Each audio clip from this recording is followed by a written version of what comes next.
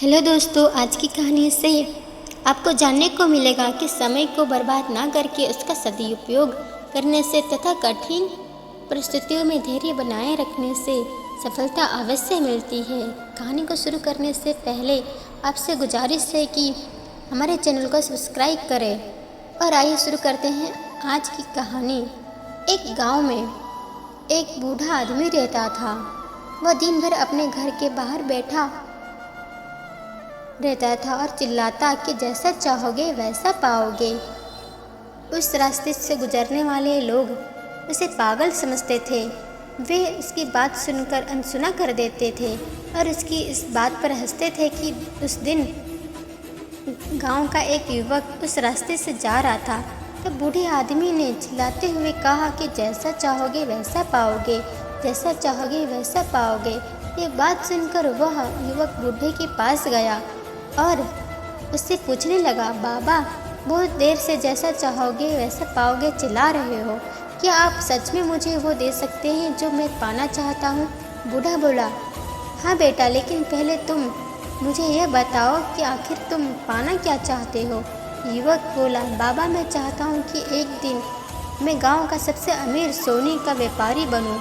और क्या मैं इच्छा पूरी कर सकते हो? बूढ़ा बोला, बिल्कुल बेटा, मैं तुम्हें दो ऐसी चीज़ दूंगा जिससे तुम जितना चाहोगे सोने व चांदी के आभूषण बना सकते हो। बूढ़े की बात सुनकर युवक की आंखों में खुशी के आंसू आ गए। वह मन ही मन सोचने लगा कि अब तो वह गांव का सबसे बड़ा सोने का व्यापारी बन जाएगा। बूढ़े आदमी ने फिर कहा कि तुम अब अपने दोनों हाथों की हथेलियां आगे बढ़ाओ। युवक ने अपनी हथेलियां बूढ़े के सामने कर दी। बूढ़े आदमी ने पहले उसकी एक हथेली पर अपना हाथ रखा और बोला कि बेटा, यह दुनिया की सबसे महंगी चीज़ है। यह है समय, जो जोर से अपनी मुट्ठी में जकड़ लो। इसके द्वारा तुम जितना चाहोगे उतना स्वर्ण बना सकते हो।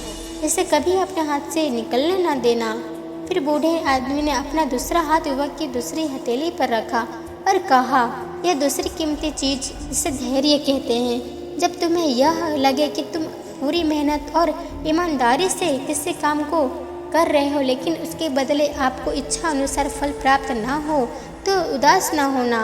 इस धैर्य नामक मंत्र को धारण कर लेना। यदि यह चीज़ तुम्हारे पास है तो तुम दुनिया में जो चाहोगे हासिल कर सकते हो।